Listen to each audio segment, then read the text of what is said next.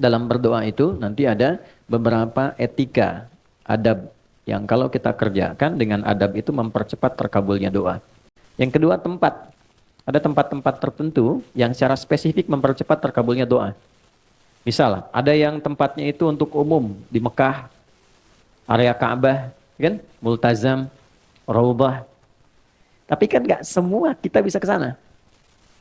Karena itu apa yang bisa kita lakukan? Masjid. Ya. Ini yang teman-teman yang laki-laki ya, ada kebiasaan di sahabat Nabi itu diajarin sama Nabi kalau mau beraktivitas ke masjid dulu.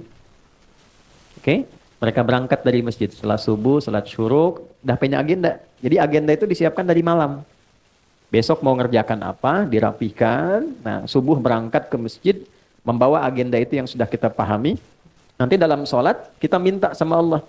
Dalam sujud, kita belajar di pertemuan lalu, dihadirkan, ya, dalam hati kita minta dimudahkan, minta dibantu, minta dibimbing, minta ditolong. Baik, nanti pulang, menariknya diajarkannya ke masjid dulu sebelum ke rumah. Coba teman-teman bisa praktekkan ya, kalau nanti dari kantor sebelum nyampe rumah, singgah di masjid dulu. Ambil wudhu, sholat 2 rakaat, pulang. Itu auranya akan beda dibandingkan langsung dari kantor ke rumah. Nggak percaya silakan.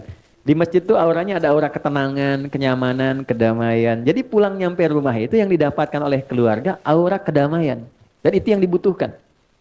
Dibandingkan dengan macet di jalan, di kantor banyak persoalan, ketika ke rumah melihat anak yang sudah nunggu seakan jadi beban.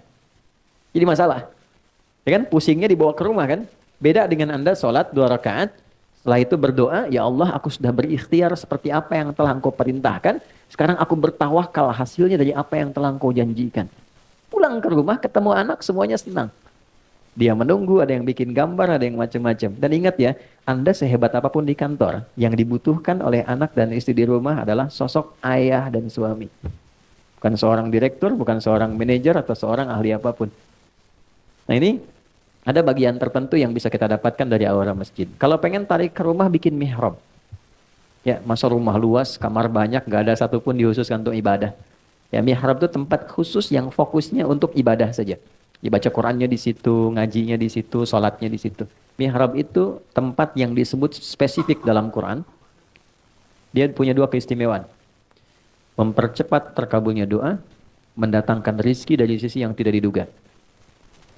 Ya, itu ada di Quran, surah ketiga Ali Imran ayat 37. Ya, fataqabbalaha rabbuha biqabulin hasanin wa ambataha nabatan hasana wa kaffalaha Zakaria. Poinnya, kullama dakhala 'alaiha Zakaria al-mihrab wajada 'indaha rizqa.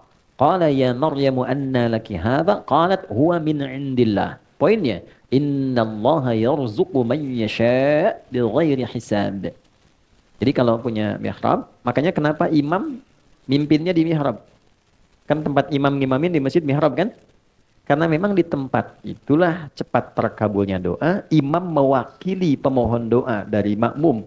Untuk itu ada kualifikasi imam yang tidak sama dengan makmum. Imam di kantor tidak sama dengan imam di masjid. Ya, maka di rumah bikin, walaupun tidak harus satu ruangan, sehamparan sejadah, kita bisa sholat, kita bisa minta. Nah, itu mempercepat terkabulnya doa. Jadi tempat sudah, kemudian waktu juga sudah, ya kan? Nah, yang ketiga adalah kondisi. Kondisi itu biasanya berkumpulnya orang-orang saleh.